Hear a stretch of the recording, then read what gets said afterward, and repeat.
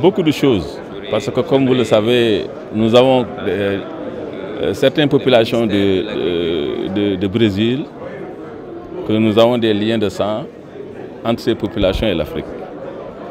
Donc cette coopération ne date pas d'aujourd'hui.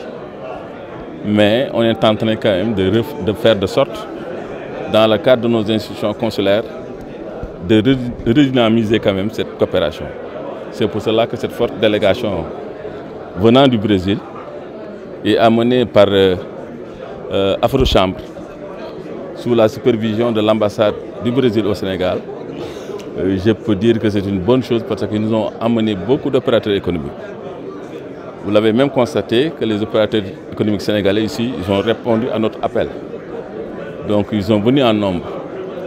Les filières ont été identifiées et on va organiser bientôt, de moment à l'autre, des B2B pour permettre quand même des opérateurs de pouvoir faire des affaires avec nos homologues brésiliens. Le Brésil est un pays industrialisé. Le Brésil peut apporter beaucoup de choses au Sénégal. Nous avons listé dans le cadre de l'agriculture au sens large.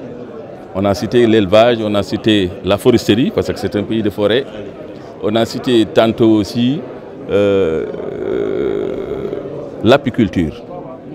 Et dans ce cadre, nos amis brésiliens l'ont vraiment développé à l'estade industriel. C'est pour cela que je dis que cette coopération est bénéfique non seulement pour le Sénégal, mais aussi il y a beaucoup d'avantages à tirer avec les opérateurs économiques sénégalais.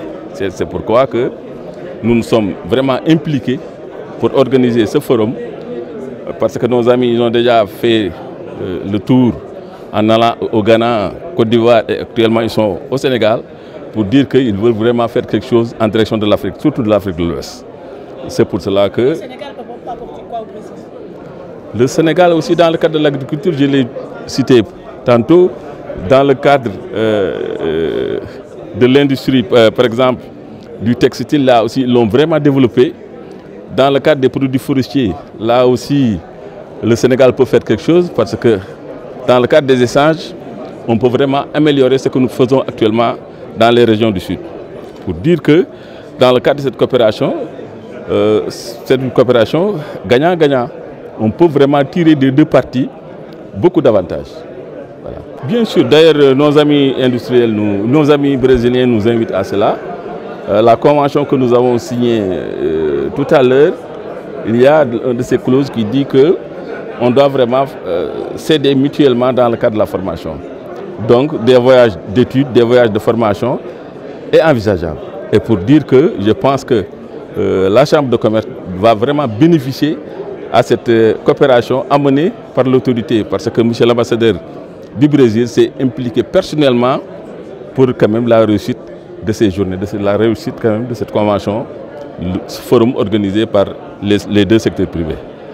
Le Brésil, c'est à la fois un pays très développé dans certains domaines, même industriels, et nous avons surtout une agriculture très développée.